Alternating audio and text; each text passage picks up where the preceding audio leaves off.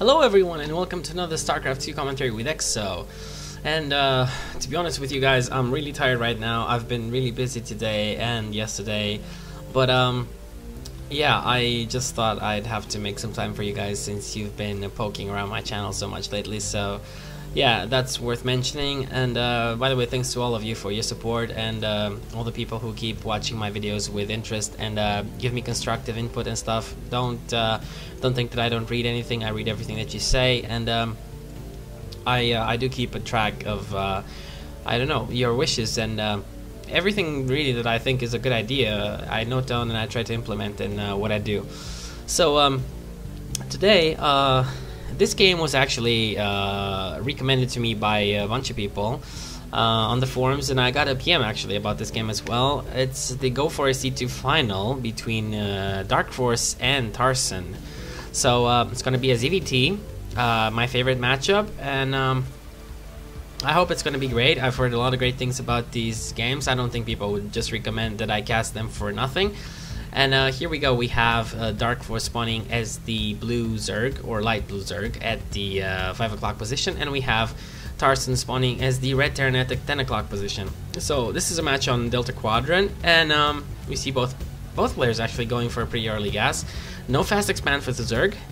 Now this is pretty interesting. Lately, especially versus Terran, Zerg prefers to opt for a fast expansion.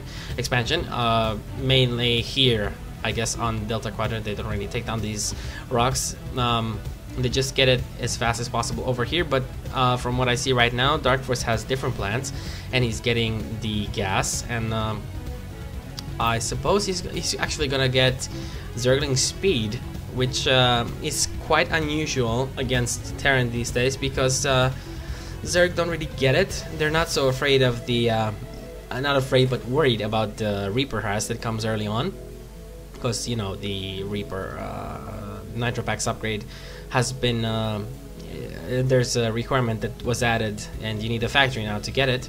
And a lot of Zerg actually feel comfortable without getting it and just getting a fast hatch instead. And here we go. We see Tarson putting down a bunker at the natural expansion, and we see Darkforce getting the Zergling speed, despite everything I've said right now, and took all the drones off the gas. And he is scouting this bunker. He sees that it's up here, and this bunker, its main job is these Marines don't seem to be advancing. So the main job of this bunker is to just delay the natural expansion and then get salvaged close to the point of it dying.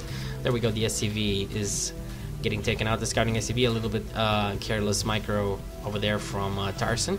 But yeah, this bunker is going down slowly, and it will probably get salvaged. There we go, it's getting salvaged right now. Could have waited a little bit more, but I guess he just wanted to be safe and get the full 100 minerals back. 2 queens on the way. This is quite unusual. There we go, see the expansion going down, and the second queen is probably going to transit down here and start injecting larvae on the second hatchery. I'm gonna take a look at the production tab over here, and another bunker going down. I want to see. Oh, so it's just a defensive bunker. So Tarson is not really going to be aggressive at all, I suppose. Right now, he's just getting a bunker down here and a starport. So 1-1-1 opening.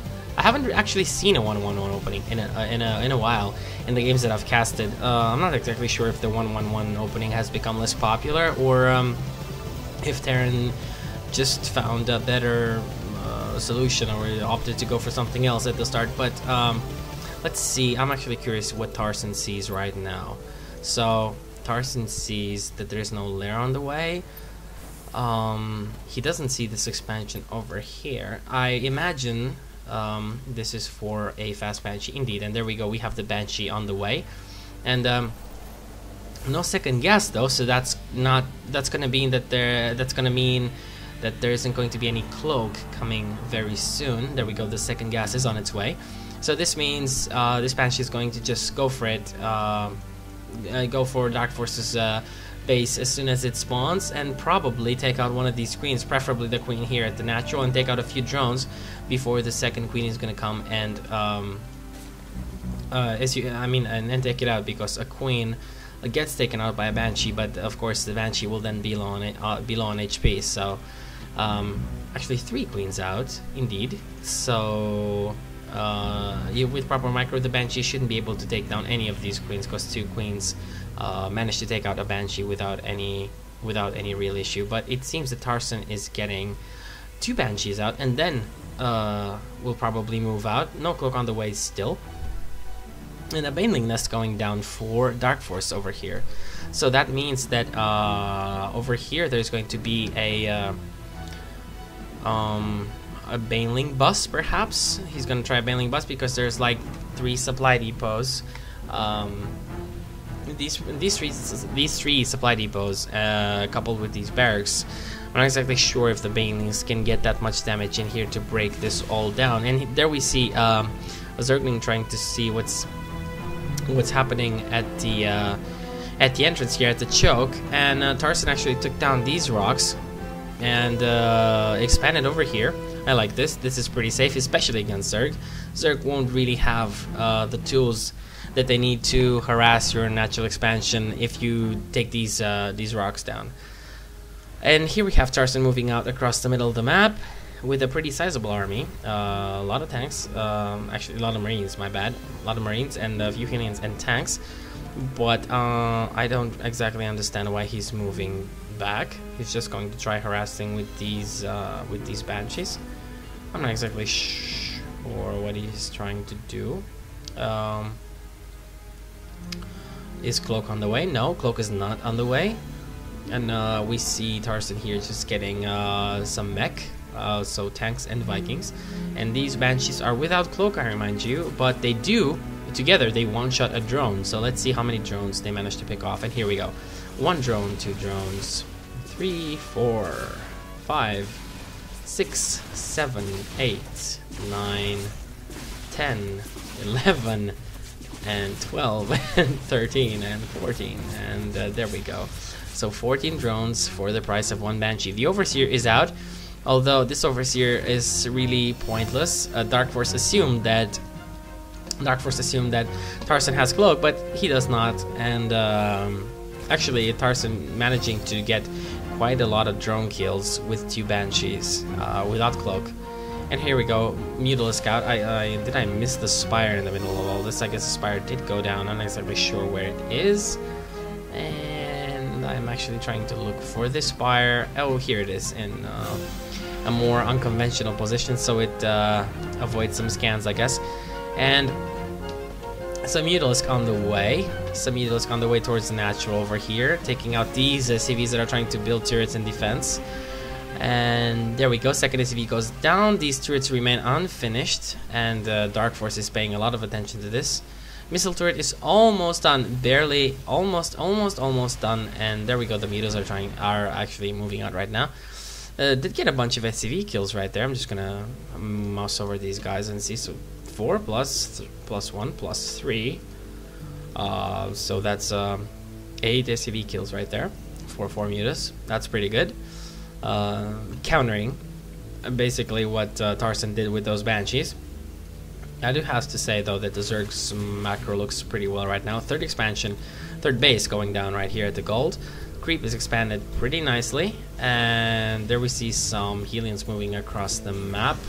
Let's see if these creep tumors do go down before the scan finishes. No, and most of the creep tumors do remain intact. And here we go, the Mutalisk are trying to take a shot at these Helians, but they have to be careful because these Marines are actually quite good against Mutalisk. So there we go, a few Banelings on the way, and let's see if they take out the Roaches. Nice unit composition here for Darkforce. Roaches, Zerglings, Banelings, Mutas, and Queens. Now this is something you don't really see every game. Nice handling of the situation over there by Darkforce. I have to say I like that, and yeah, just really great unit composition and really great usage of his units. Now I'm going to take a look at this, and let's see. So centrifugal hooks is almost done, and air armor level 1 plus ground armor level 1 and ground melee weapons level 1 on the way for the Zerg player. And oops, my bad. And just going to take a look at the APM over here. Whoa, and this is quite quite in contrast. Tarson is on 219 APM, and he's actually Terran, so yeah, this is a lot of APM for Tarson. Quite intensive play over there. And gonna take a look at the income time as well. So harvester count quite even, although these mules should probably mean a little bit more income for the Terran player. Indeed, here we see him probably throwing down a few more mules somewhere. So over there, and yeah, he keeps on making SCVs. So he's probably gonna be just fine in terms of income. And here we go. The Zerg player has a little bit extra food count, although I don't think that matters so much, especially over Terran. For the most experienced players, or the more experienced players, the Zerg units don't really matter so much, as in they're not so valuable compared to their counterparts, Protoss and Terran units. So the main advantage of the Zerg is the fact that they can replenish their army so fast, and because they have this turbo unit production from all these hatcheries. And right now we have Darkforce. Actually, did he take this down? He's taking it down right now. So 1 hatchery, 2, 3, 4, plus the one that's going to probably surely going that's going to be going down there. So that's 5 hatcheries with that one, and that's a lot of unit production, especially with all these queens injecting larvae into the hatcheries. Now the Terran player is getting an expansion over here. I'm actually wondering if this is going to be Planetary Fortress or an Orbital Command. So in my taste, it's going to be a Planetary Fortress, but we see Tarson actually getting an Orbital Command. I suppose he feels safe with all these tanks being sieged up over here, plus his infantry.